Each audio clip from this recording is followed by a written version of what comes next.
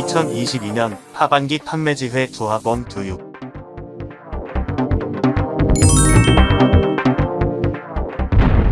조합원이 묻고 노동조합이 답한다.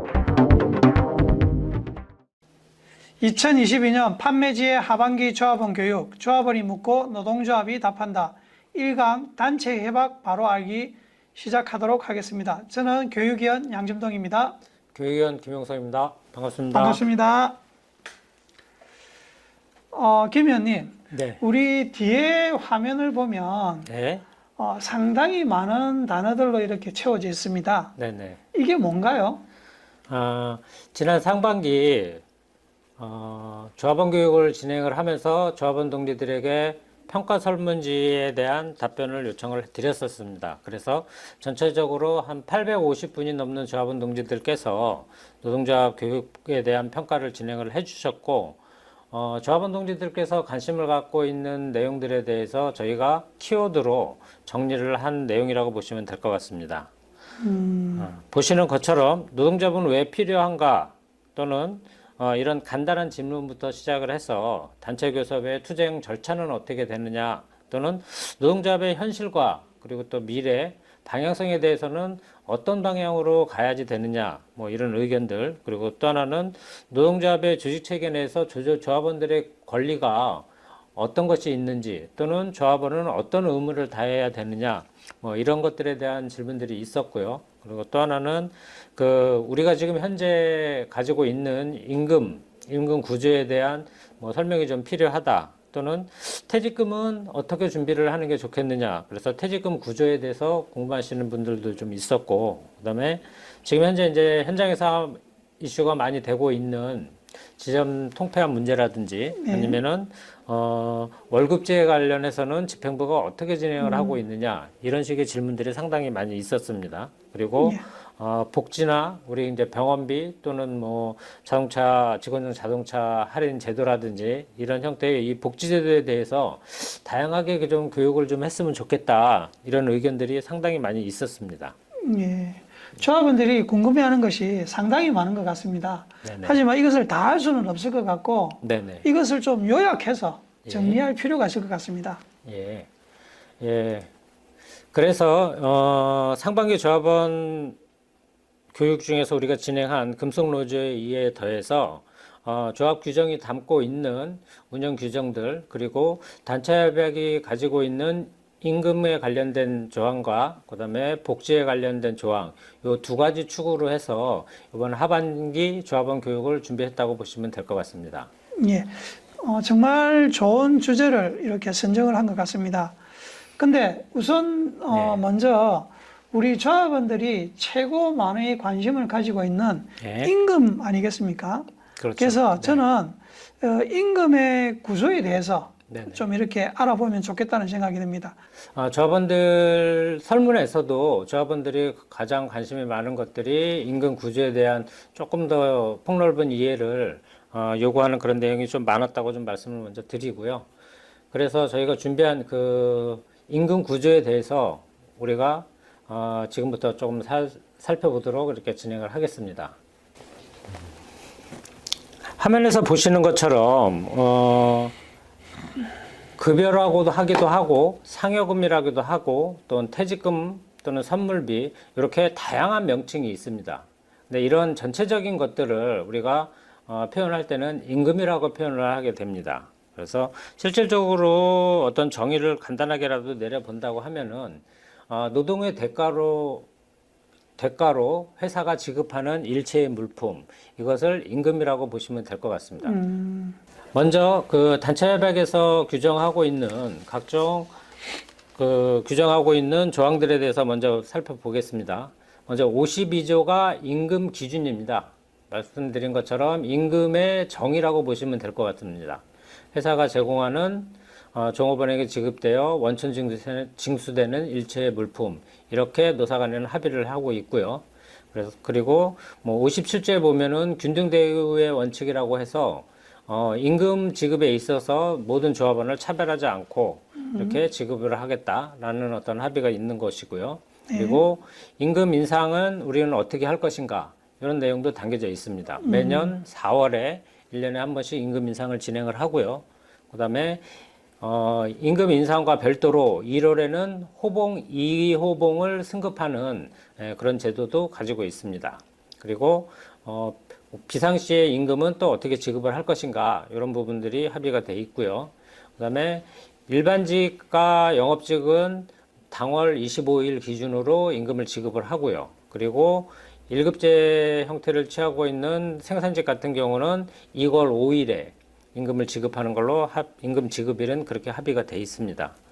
그리고 요 연장과 야간 휴일 근로에 대한 부분들은 실제로 임금을 어떻게 지급하느냐 이런 개념은 아니고 소정 근로 시간을 초과해서 우리가 노동을 했을 때 임금을 어떻게 지급할 것이냐. 예를 들어서 통상임금의 50%를 가산해서 지급을 한다. 이런 형태로 합의를 해놓은 것이라고 보시면 될 것 같습니다.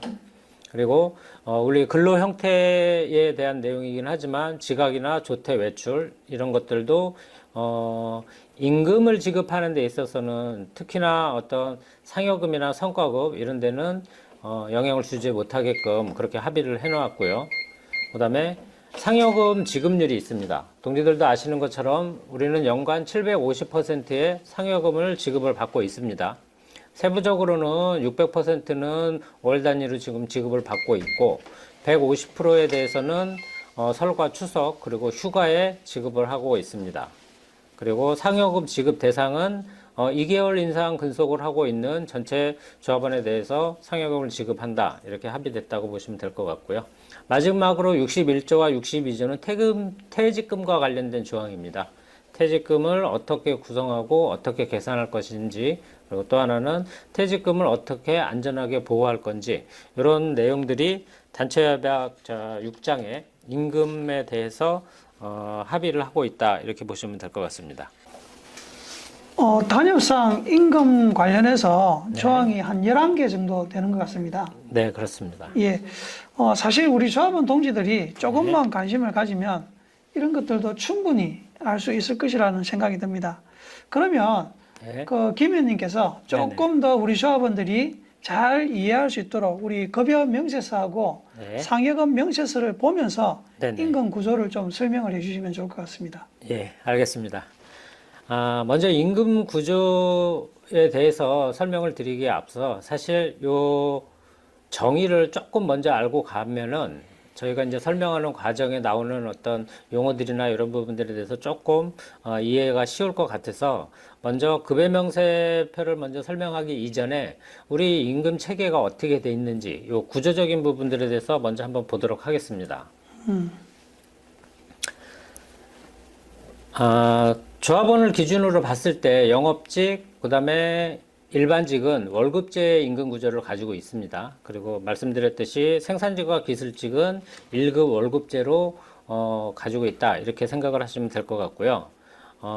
여기서 그 영업직 관련해서는 임금 형태를 조금 더 깊게 설명을 드리면은, 영업직 같은 경우는 고정급, 그러니까 기본급처럼 고정화되어 있는 고정급이 있고, 판매 수당처럼 변동되는 판매 실적에 따라서 높아지거나 또는 적게 받거나 하는 구조로 되어 있기 때문에 영업직 임금은 월급제이면서 고정급, 변동급제로 운영이 된다. 이렇게 좀 이해를 하시면 될 것 같습니다. 지금 화면에 보시는 거는 우리 기아차의 영업집의 임금 구조라고 보시면 될 것 같습니다. 기본적으로 기본급이 있고 그 다음에 통상수당이 있고 거기에 또 기타 수당이 있습니다. 요 세 가지가 합쳐진 것이 우리가 매월 지급받는 급여라고 보시면 될 것 같습니다. 그리고 이 통상수당 안에는 사실 밑에 보시는 것처럼 뭐 직급 수당부터 본인 수당 또 가족 수당까지 여러 가지 수당이 있는데 요거는 나중에 급여 명세표를 제가 보면서 구체적으로 좀 설명을 드리도록 하겠고요. 그 다음에 기타 수당에는 뭐 특근 수당이나 아니면은 판매 수당 요 부분들이 기타 수당으로 들어갑니다. 그리고 앞에 보시는 기본급과 통상수당 요 두 가지 임금을 합한 것이 통상임금이라고 합니다. 제가 지금 통상임금이라는 요 체계를 먼저 말씀드리는 이유는 나중에 이제 급여 명세표로 가게 되면은 거기에 시급이라는 개념이 나옵니다. 근데 요 시급이라는 개념을 계산하기 위해서는 통상임금이 어떤 항목이 있는지 이런 것들을 알아야지 나중에 시급을 계산을 할 수가 있고, 그러면 이 시급은 왜 계산을 하느냐? 이 시급은 나중에 우리가 소정근로 시간이라고 해서 주 40시간을 초과하는 노동을 했을 때, 예를 들어서 휴일 근로라든지 뭐 이렇게 당직을 보거나 했을 때 우리가 시간 개념으로 얼마의 임금을 지급해야 되는지를 정해야지 되기 때문에 통상임금은 이제 별도로 개념이 하나 있다, 이렇게 생각을 하시면 될 것 같습니다. 그리고 마지막으로 상여금이 있고, 그 상여금은 통상임금에다가 특근수당까지 합한 금액을 기준으로 해서 지급하는 임금이라고 보시면 될 것 같습니다. 지금 말씀을 많이 하시는데 요약을 하면 네. 기본급에 통상수당을 이렇게 더하면 네네. 통상임금이 되는 것이고, 네네, 맞습니다. 통상임금에 기타 수당을 모두 합친 게 우리가 받는 월급이 된다. 그렇죠. 예. 그리고 통상임금은 휴일 근로수당을 지급하는 통상시급을 계산하기 위한 기준이다. 네, 맞습니다. 이렇게 맞습니까? 네, 맞습니다. 예. 네, 일단은 좀 그렇게 해서 보실 수가 있을 것 같고요. 그래서 뒤로 넘어가서 그러면 이제 우리 급여명세표 상에 임금이 어떻게 구성이 되어 있는지 대략적으로 좀 보겠습니다. 지금 화면에 보시는 것처럼 이 급여명세표에 저희가 통상임금에 대해서만 노란 음영 처리를 해놨습니다. 그래서 이걸 기준으로 해서 좀 보시면 될 것 같고요. 근데 예. 지금 여기 급여 명세서를 이렇게 보니까 네. 뭐 항목들이 사실은 많이 있습니다. 네. 뭐 늘상 봤던 것이라서 눈에는 익숙한데 네네. 사실은 잘 모르는 단어들이 있는 것 같은데, 기본 시급과 구통상 시급 그리고 신통상 시급, 이거는 무엇인가요? 네. 기본 시급은 실질적으로 우리가 기본급을 기준으로 해서 월 소정 근로 시간, 그러니까 기본급 나누기 240, 요거를 시간으로 시간당 임금을 표시한 게 기본 시급이라고 보시면 될 것 같고요. 그리고 구통상 시급과 신통상 시급은 기아차 같은 경우는 임금 체계를 2019년도에 통상임금 체계의 그 변경에 따라서 임금 체계에 대한 합의를 했습니다. 그래서 그 이전에, 그러니까 우리가 말하는 구통상, 그리고 지금 적용되어 있는, 그러니까 상여금이 포함되어 있는 신통상은 임금을 계산하는 방식이 약간 다릅니다. 월 소정 근로 시간을 산출하는 방법도 조금 틀리고, 그렇게 하다 보니까 조합원들에게 실질적인 임금이 지급되는 그거를 자세히 설명하기 위해서 급여 명세표 상에 뭐 기본 시급, 그다음에 구통상 시급 또는 신통상 시급, 이렇게 세 가지로 나눠서 표기를 해주는 것 같습니다. 예, 그래서 조금 더 이어서 설명을 해드리자 보면은 말씀드린 것처럼 통상 임금, 그리고 기본 시급, 구통상 시급, 신통상 시급, 이렇게 네 가지의 어떤 명칭이 있다, 이 정도로 이해를 하시면 될 것 같고요. 지금 이제 보시는 것이 우리 임금 명세표를 이제 매달 수령하는 임금 명세표의 항목을 저희가 이렇게 확대를 해 놓은 겁니다. 좌측에 지급 내역으로 되어 있는 것이 기본급부터 단체 개인 연금까지, 이쪽 부분이 통상 임금이라고 보시면 될 것 같습니다. 그리고 우측에 특근 수당부터 판매 수당이라고 되어 있는 것까지가 우리가 기타 수당. 예, 기타 수당이고, 요 두 가지가 합쳐진 것이 우리가 매월 지급받는 임금이라고 보시면 될 것 같습니다. 그래서 요 항목들 중에 보면은 직급 수당, 그리고 기본급, 요 두 가지 항목은 개인마다 다 다르게 적용이 됩니다. 기본급은 90호봉이라는 기본급 테이블 내에서 본인이 속한 그 기본급을 받게 되는 것이고요. 그리고 직급수당은 동지들도 아시겠지만 주인부터 부장까지 각 직급에 따라서 2만 원에서 10만 원까지 구분해서 그러니까 지급받는 그런 임금이라고 보시면 될 것 같고요. 본인수당, 고객관리수당, 판매지원수당에서 쭉 밑으로 내려서 단체 개인연금까지는 동일한 금액을 모두가 같이 받습니다. 그리고 근속수당만 15,000원부터 15만 원까지 근속 기간에 따라서 차등적으로 받고 있다, 이렇게 보시면 될 것 같습니다. 그리고 요 그러니까 기본급과 통상수당을 더한 것이 통상임금이라고 말씀을 드렸는데, 요 통상임금을 기준으로 해서 우리의 시급이 뭐 늘어나거나 또는 줄어들거나 이런 형태로 계산이 된다라고 보시면 될 것 같습니다. 그리고 우측에 보시게 되면 투근수당이 있습니다. 이 투근수당은 자축에 있는 통상임금을 기준으로 해서 26%, 26%를 계산한 금액이 통상수당, 이제 특근수당이라고 보시면 될 것 같습니다. 이것도 통상임금이 많고 적음에 따라서 각각 조합원들이 다 다르게 받을 수 있는 그런 수당이라고 보시면 될 것 같고, 그 밑에 이제 후일 근로수당과 휴일 근로수당 차액이 있습니다.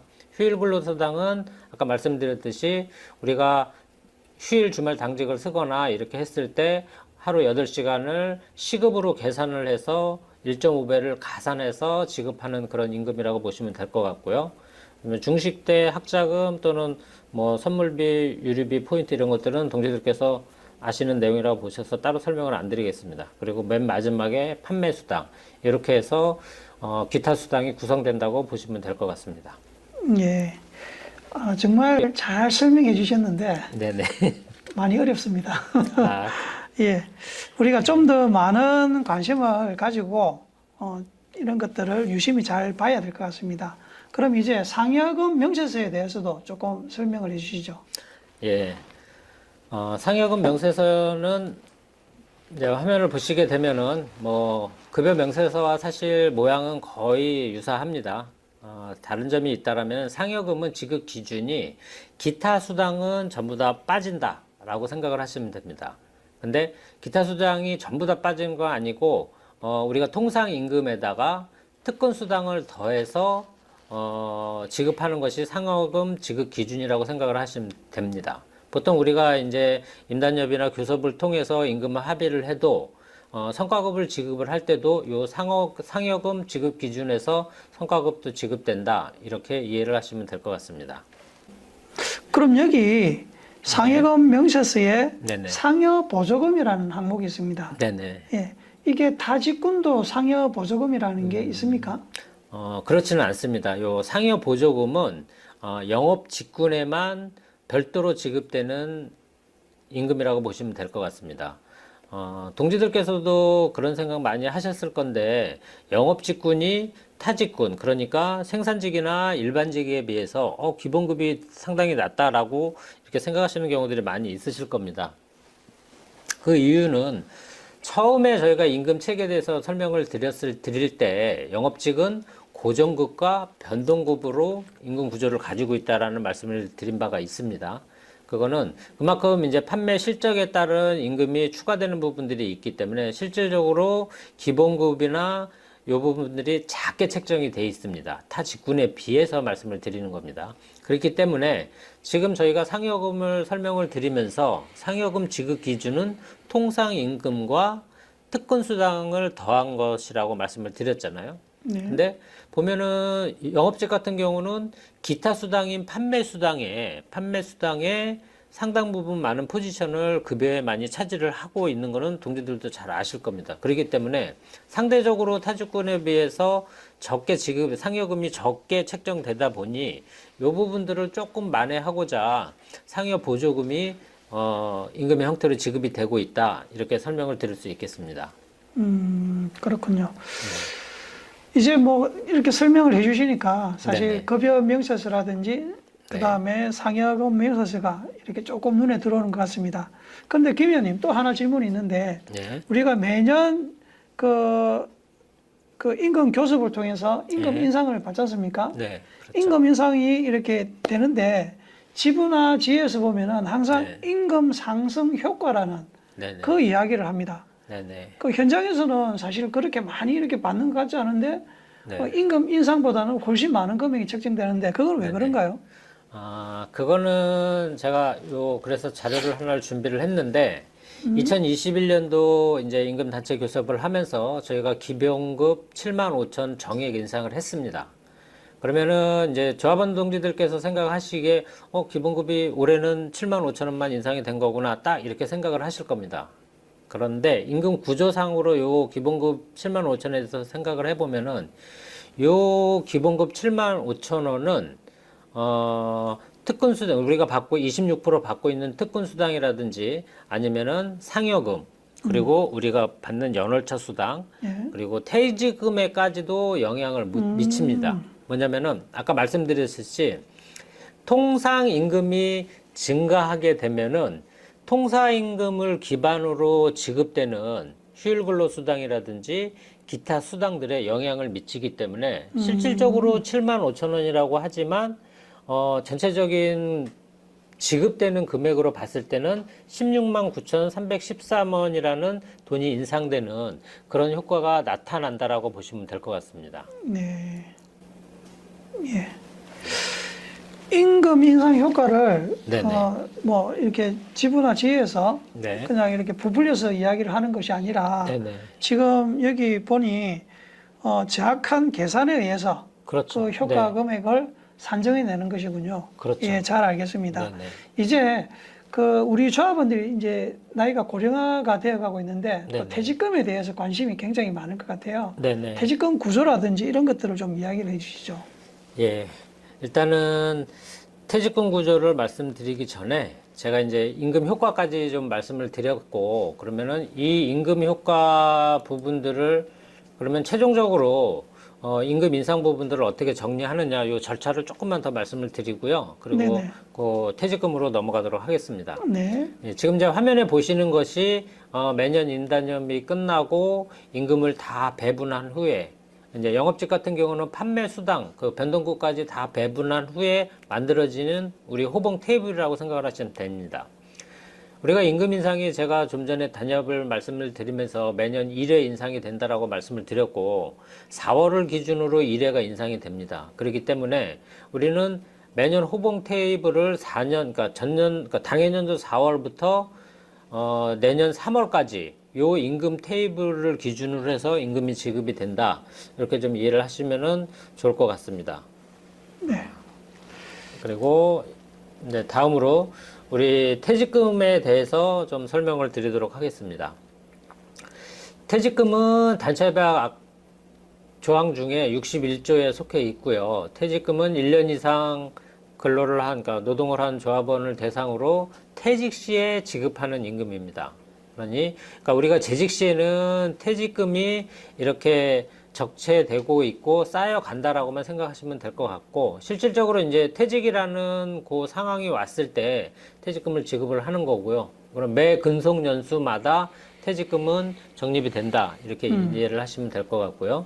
그리고 또 한 가지 우리가 퇴직금 중에서도 좀 알아두실 것들은, 기아차가 가지고 있는 퇴직금 누진제, 그러니까 10년부터 2개가 발생을 하고, 그 다음에 5년 단위로 해서 7개까지. 그러니까 20년 이상 근무를 할 경우에는 최대 퇴직금 누진이 7개까지 만들어진다. 이렇게 이해를 하시면 될 것 같고요. 요 퇴직금 산정 기준은 이렇습니다. 퇴직 사유가 발생을 하면은 앞 3개월의 평균 임금을 계산을 해서 그 기준으로 퇴직금을 지급을 합니다. 그리고 이 퇴직금은 기아차 같은 경우는 3개월, 그리고 그 앞전에 있는 3개월 중 많은 것을 지급하도록 그렇게 합의가 돼 있습니다. 그래서 예를 들어서 59세에 내가 정년퇴직 1년 전인데 퇴직금을 계산을 한다라고 하면은 입사부터 퇴직 시까지의 총 기간을 계산을 하고, 그리고 3분기, 4분기 중 많은 거를 계산해서 퇴직금을 받는다. 이렇게 이해를 하시면 될 것 같습니다. 그리고 60세, 우리가 퇴직 당해년도에 퇴직금을 계산하시는 경우에는 59년도에 좀 전에 말씀드린 3분기, 4분기, 그리고 60년에 3분기, 4분기를 3분기 4개 중에서 가장 많은 평균 임금을 계산을 해서 퇴직금을 지급한다. 이렇게 이해를 하시면 될 것 같습니다. 뭐 임금 제도에 대해서 더 하실 말씀 있으신가요? 그리고 이 퇴직금에 대해서 한 가지만 더 덧붙여 말씀을 드리게 되면은, 지금 현재 이제 퇴직금은 이제 62조에서 적립 의무에 대해서 합의를 하고 있기 때문에 우리가 안정적인 퇴직금을 지급받기 위해서 이 퇴직금들은 대부분, 그러니까 100%다 외부 금융기관에 예치를 하고 퇴직 사유 발생이 되면은 그때 우리가 이제 수령을 한다 또는 연금으로 해서 그 방법에 따라서 수령을 한다 이렇게 이해를 하면 될 것 같습니다. 예, 감사합니다. 네. 여기까지 임금제도에 대해서 이제 네네. 우리가 알아봤고 예. 이제 복지제도에 대해서 좀 네네. 말씀을 해주시면 감사하겠습니다. 화면에 보시는 것처럼 장기근속 우대라든지 아니면 장학제도 그리고 직원용 차량 구입 또는 병원비 아니면은 뭐 체육문화 활동 지원 뭐 이런 것들이 저희 복지에 들어가 있다라고 보시면 될 것 같은데 요런 복지들이 그러면 단체 협약에는 어떻게 합의가 되고 있는지 이제 조항별로 대략적으로 좀 먼저 말씀을 드리고 세부적인 내용들을 이제 들어가서 확인을 해보겠습니다.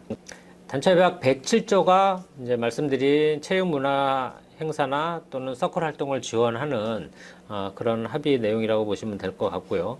여기에도 각각의 어떤 운영 규정이 별도로 마련이 돼 있어서 이제 서클을 우리가 처음에 뭐 이렇게 만든다든지 했을 때 요 기준에 의해서 지원을 받을 수 있고요. 장기군속 우대나 장학제도 요거는 이제 각 항목을 제가 뒤에서 바로바로 이제 설명을 드리도록 그렇게 하겠습니다. 장기근속자 예우 기준은 이제 10년 근속으로부터 시작을 해서 35년까지 매 5년마다 회사가 경력금을 지급을 합니다.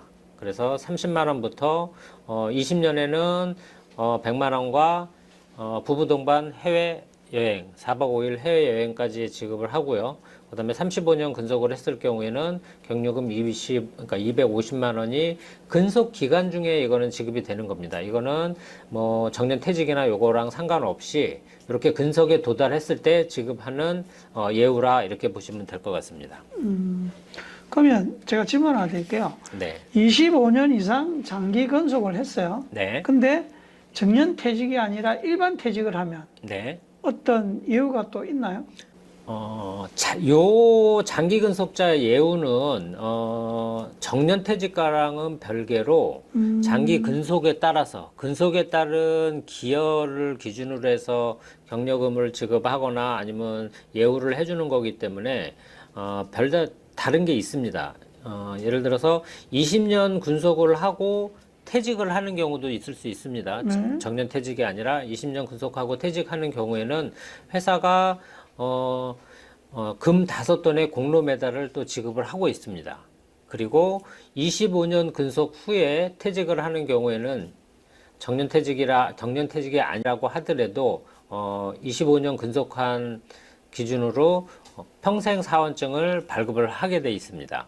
그래서 정상적인 퇴직을 했을 경우에는 평생 사원증이 발급이 되고 평생 사원증이 발급이 된다고 하면은 동지들도 아시겠지만 우리 그룹 사보나 아니면은 그 기존의 그 우리 재직자와 비슷하게 그 차량 구입에 대한 혜택을 주는 예우가 요 장기 근속 예우에 포함되어 있다고 보시면 될 것 같습니다.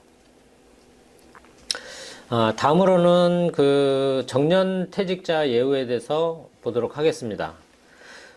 표에서 보시는 것처럼 정년 퇴직자는 10년을 기준으로 해서 25년까지 금 3돈부터 금 20돈까지 그러니까 공로 메달을 예우로 하고 있습니다. 그래서 내가 뭐 10년을 근속을 하고 정년퇴직을 하게 됐다 이랬을 경우에는 금 3돈짜리 공로 메달이 지급되는 거고요. 그 다음에 25년 이상 내가 근속을 하고 정년퇴직을 하게 됐다 이랬을 경우에는 금 20돈의 공로 메달을 지급하게 이렇게 되어 있습니다. 그리고 또 한 가지 정년퇴직 예정자들에게는 그 부부 동반으로서 해외여행을 할 수 있는 그런 기회가 부여가 되었고요. 또 한 가지는 퇴직 당해년도, 정년퇴직 당해년도 1월부터 11월 사이에 1개월간의 위로 휴가를 받을 수가 있습니다. 또 차도 1톤도 그리고 1.5톤도 구매할 수 있죠? 네, 맞습니다. 예, 차량도 그 정년퇴직하는 60세 당해연도에 그 1톤과 1.2톤 그 화물차, 저희가 이제 재직자들은 구입할 수 없는 차종인데 이거를 정년퇴직 예정자들에게만 구입의 기회를 드리고 있습니다. 네. 그렇습니다. 이렇게 장기 근속과 그리고 정년 퇴직하시는 분들에 대한 이유를 알아봤고, 이제 그 경조 휴가나 네. 아니면 경조금 지급에 대한 그런 것들도 좀 이야기를 해주시면 좋을 것 같습니다. 예. 예, 그럼 이제 먼저 경주 휴가에 대해서 먼저 말씀을 드리겠습니다. 이제 화면에 보시는 것처럼 조합원들에게 개인적인 어떤 기념일이나 이런 부분들이 발생을 했을 때, 그 해당 항목에 따라서 적게는 하루 또는 많게는 열흘까지 경주 휴가를 노사 간에 합의를 하고 있습니다. 그래서 이런 사유들이 발생을 했을 때 그 당사자의 신청에 의해서 경주 휴가가 부여가 되는 것이고요. 그렇기 때문에 요거는 당사자가 신청을 하지 않으면은 경주 휴가를 회사가 무조건 이렇게 부여하지는 않습니다. 본인이 사유에 대한 증빙을 해서 이거를 신청을 해야지만이 이 경주 휴가는 이제 사용할 수 있다. 이렇게 좀 이해를 하시면 될 것 같습니다. 네. 사실 제가 경주 휴가의 내용을 잘 몰라서 네네. 못 찾아먹은 경우도 있었습니다. 그런 게 네네네. 생각이 나네요. 네. 근데 여기 보면 휴가 일수가 네. 2일부터 뭐 하루, 2일, 뭐 예. 때로는 7일, 정년퇴직 같은 경우는 30일 이렇게 되지 않습니까? 네, 그렇습니다. 이런 거를 다 한 번에 다 사용을 해야 되는 겁니까? 꼭 그렇지는 않습니다. 이 경주 휴가가 2일 미만일 경우에는 휴일을 포함을 하지 않습니다. 그리고 이 휴가가 2일이 넘어가서 3일 이상이 될 경우에는 휴일을 포함을 하기 때문에, 예를 들어서 내가 3일짜리, 그러니까 3일 경주 휴가가 되는 사유가 발생을 했다. 이렇게 됐는데 금요일 날이 기준이다. 이렇게 되면은 금, 토, 일로 휴가는 종료가 되는 겁니다. 그래서 실질적으로 회사로부터 부여받는 휴가 일수는 하루밖에 안 된다. 이렇게 보시면 될 것 같고요. 그리고 2일 미만인 경우에는 금, 토, 일, 그러니까 휴일이 금요일 날 발생을 해서 토요일, 일요일을 거치고 월요일 날 휴가를 신청할 수 있는 그런 사유가 되기 때문에 요거는 그렇게 이해를 하시면 될 것 같습니다. 아, 그렇군요. 예. 알겠습니다. 그리고 한 가지 더. 그 정년퇴직자들이 가는 그 일거래 휴가 중에는 휴가는 2회로 나누어서 휴가를 사용하실 수가 있습니다. 아, 정년퇴직 30일. 그렇죠. 예. 그 한 달에 부여되는 거는 두 번에 나눠서 하실 수 있다. 이렇게 좀 이해를 하시면 될 것 같습니다. 예. 예. 그리고 마지막으로 경조금 부분. 경조금을 간략하게 좀 설명을 드리면은, 경조금은 이제 1년 미만부터 해서 8년 이상까지 근속에 따라서 한 4가지 정도로 구분이 되어 있습니다. 그러니까 4가지 정도로 차등적으로 경조금을 지급한다. 이렇게 생각을 하시면 될 것 같고요. 그렇기 때문에 그 내가 속한 근속 연수나 또는 그 경조 사유를 먼저 인지를 하시고 거기에 맞게끔 정확하게 경조금이 지급되는지 이것도 좀 확인해 볼 필요가 있다. 이렇게 생각을 합니다. 예. 그래서 이런 것들에 대해서는 세부적인 거는 이제 이 표가 사실 동지들한테는 많이 익숙하실 거예요. 예. 경조 휴가와 경조금은 뭐 말씀하신 대로 이제 우리가 알아봤고, 네. 이제 그 우리 조합원들이 고령화가 되다 보니까 병원비 지원에 네. 대해서 이렇게 또 관심이 많고 네. 키워드로 이렇게 올려주신 것 같아요. 네, 네. 그래서 이번에는 병원비 지원에 대해서 네, 좀 네. 말씀을 해주십시오. 네. 단체협약 115조가 병원비 지원에 관련된 내용입니다. 이 병원비 지원 기준을 보게 되면은 우선은 조합원 동지들께서 가장 먼저 알아주셔야 될 부분들이, 나의 건강보험증에 가족들이 등재가 돼 있느냐 안 되느냐, 이것이 가장 기준이 됩니다. 그리고 이 병원비 지급 유형을 보게 되면은 보험 급여인 경우와 또는 비급여인 경우 2가지로 나누어집니다. 그래서 보험 급여인 경우에는 아시는 것처럼 공단 부담이 있고 그 다음에 개인 본인 부담이 있습니다. 그래서 이 본인 부담에 대해서 지급이 된다, 이렇게 이해하시면 될 것 같고요. 그 다음에 이제 비급여 항목 중에서는 우리가 병실료와 특진료, 이제 치료를 하는 과정에 발생하는 특징료에 대해서는 50%만 지급이 된다. 이렇게 인지를 하시면 될 것 같고요. 그 다음에 요 지급의, 그러니까 유형 부분들로 보게 되면은 그러니까 입원 진료 시와 그 다음에 외래 진료 시 이렇게 두 가지로 나누어집니다. 그래서 입원 진료 시에는 본인과 가족이 대상이 되고 50만 원을 초과하는 입원비 이런 부분들을 전체를 포함해서 50만 원을 초과하는 부분들에 대해서 3,500만 원까지 지원이 된다. 이렇게 보시면 될 것 같고요. 당사자 본인에 한해서는 5천만 원까지 한도에서 지급이 된다. 이렇게 이해하시면 될 것 같습니다. 그리고 외래 진료 시에는 이것도 동일하게 본인과 건강보험증에 등재된 가족에 대해서 지급을 하는 것이고요. 10만 원을 초과하는 전체 금액에 대해서 지원을 합니다. 그리고 가족 같은 경우는 50% 지원을 하고, 그 다음에 장애인 자녀를 두신 경우 같은 경우는 본인하고 동일하게 전액을 지급받는다. 이렇게 이해하시면 될 것 같습니다. 뭐 어쨌든 장엄하게 이렇게 설명하셨는데 요약을 하면 네. 병원비 지급 시점, 그죠? 그렇죠. 그 네네. 시점에 네. 건강보험증에 가족이 등재되어 있으면 지원을 네. 받을 수 있다. 그렇죠. 그 대상으로만 지원이 된다. 네, 그 다음에 배우자는 네. 뭐 상관없이 지원받는다. 그렇죠. 이렇게 예, 보시면 됩니다. 그렇게 정리를 하면 되겠다, 그죠? 네, 맞습니다. 그럼 마지막으로 네. 우리 복지제도 중에서 남아있는 네. 직원용 차량 구입이라든지 장학제도라든지 이 두 가지에 대해서도 좀 말씀을 해 주십시오. 예, 알겠습니다. 114조는 직원용 차량 구입에 대한 세부적인 조건들이 제시가 돼 있는 거고 그렇게 합의가 돼 있는 겁니다. 보시면은 동지들께서 뭐 입사한 이후 계속해서 차량을 구입을 하셨기 때문에 요 네 가지 조건을 기준해서 아마 차량을 구입하신 걸로 이해를 하고 있습니다. 그리고 말씀하신 것처럼 2년을 주기로 해서 우리가 직원용 차량을 구입할 수 있는 그런 기준이 마련이 돼 있고요. 한 가지 아마 아직 모르시는 분들도 있으실 거고 대부분 인지는 하시겠지만 뭐 해당은 안 될 거예요. 근데 이제 그러니까 직원용 차량을 최초로 구입을 하는 경우에는 근속 기간 상관없이 20%의 할인을 먼저 해서 구입을 할 수 있다. 그리고 단지 이제 조건을 통해서 차량을 그러니까 직원용 차량을 구입하신 경우에는 이후에 차량 구입하는 기간이 4년으로 한 번만 늘어난다. 예, 이 정도만 인지를 하고 계시면 될 것 같습니다. 신입사원 충원이 되면 꼭 이 내용을 알려줘야 되겠네요. 그렇죠. 네, 맞습니다.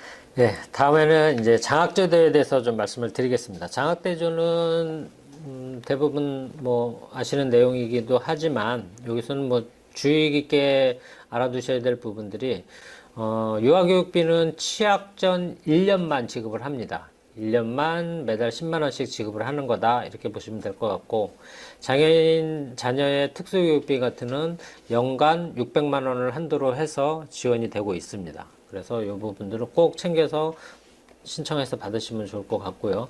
다음으로 이제 그 일반 학자금입니다. 학자금은 고등학교, 대학교 요 학교를 중심으로 지급을 하고요. 그다음에 정부에서 공인된 그런 학교, 고등학교 요 기준으로만 지급이 됩니다.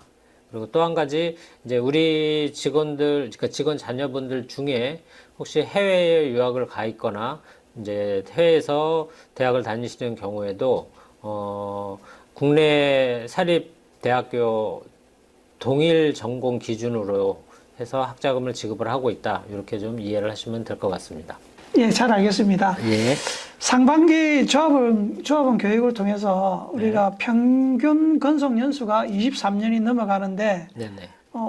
그 상반기 조합원 교육 중에서 올려주신 키워드가 전 깜짝 놀랐습니다. 노동조합이란 무엇인가? 네. 이에 대한 이 원초적인 질문에 대한 조합원의 권리와 의무를 그 노동조합의 개념을 가지고 한번 말씀해 주시면 개념을 한번 더 세워주시면 좋겠습니다. 네. 이 질문에 대해서는 딱 하나로 답하기가 조금 어렵지 않을까라는 생각도 해봤고, 우리 기아차 지부의 운영규정 전문을 보면은 아마 그 함축적인 의미가 담겨져 있지 않나, 이제 이런 생각을 하게 됐고요. 보시는 바와 같이 조합원들의 경제적 생활을 보장하여 정치적, 사회적, 문화적 지위를 확립하고 진정한 민주주의 사회의 노동자로서 인간다운 생활을 영위하고자 이 운영 규정을 제정한다. 이렇게 돼 있습니다. 말 그대로 노동조합은 조합원들이 노동자로서의 인간다운 생활을 영위하는데 기여하고 만들어내고 하는 그런 역할을 하는 그런 조직체가 아닌가 저는 이렇게 생각을 합니다. 그리고 이제 또 하나 조합원들 동지들께서 하신 질문들 중에 조합원 권리에 대한 질문들이 좀 있었습니다. 조합원 권리는 무엇인가? 요것도 저희가 이제 금속노조 규약에서 사실 조합원 권리들에 대해서 규정되어 있는 것들을 보고 하면서 저는 이 권리를 보면서 가장 첫 번째 적혀져 있는 이 권리가 먼저 보시면은 조합의 모든 활동에 평등하게 참여할 권리입니다. 모든 활동이라고 우리가 표현을 해놨고 그거를 기반으로 해서 노동조합의 어떤 집행 업무라든지 아니면 현장에서의 노동조합 활동이라든지 기타 사측과의 어떤 탄압을 극복해 나가는 탄압을 뚫어 나가는 어떤 그런 투쟁의 어떤 현장에서도 조합원들의 모든 활동은 평등하게 권리로서 부여가 돼 있었고 그런 형태로 진행이 됐다라고 저는 생각을 합니다. 그래서 이후에 뭐 조합 선거를 한다든지 아니면은 조합 간부를 소환한다든지 아니면 규정과 규약을 뭐 통해서 각종 회의에 참여할 수 있는 권한이라든지 이런 부분들은 이제 처음에 제시된 모든 조합 활동에 평등하게 참여할 권리를 부여함으로 인해서 모두 이루어지지 않나 이런 생각을 해보게 됐습니다. 그리고 또 하나는 조합원의 의무와 관련된 부분입니다. 이 조항도 사실 마찬가지로 조합의 모든 광령과 규약, 규정을 준수해야 할 의무가 조합원들에게 부여된 것입니다.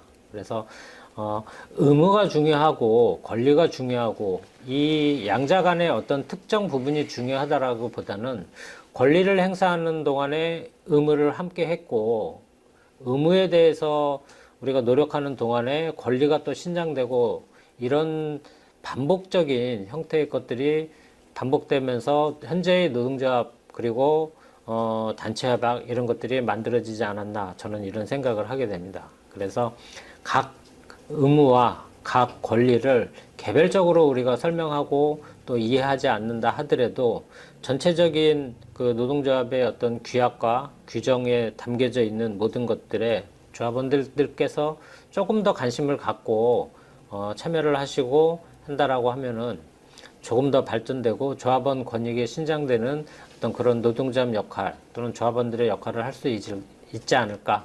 이번 교육을 준비하면서 이런 생각을 한 번 더 해보게 됐습니다. 네.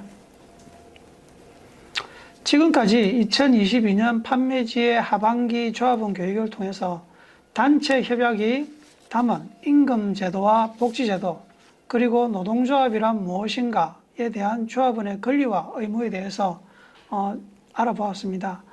우리의 임금제도나 복지제도 분명히 지키고 발전시켜야 합니다. 또한 노동조합이 잘못했을 때는 질책을 하고 잘했을 때는 칭찬을 하면서 우리 노동자의 권리와 의무를 다할 때 분명히 우리 노동조합이 성장하고 발전할 수 있을 것이라고 생각합니다. 조합원 동지들 한 분 한 분이 노동조합을 끝까지 믿고 함께 해주시기를 바랍니다. 저희는 2023년 상반기 조합원 교육을 준비한 더 열심히 잘 준비해서 다시 동지들을 찾아뵙겠습니다. 고맙습니다. 감사합니다. 감사합니다.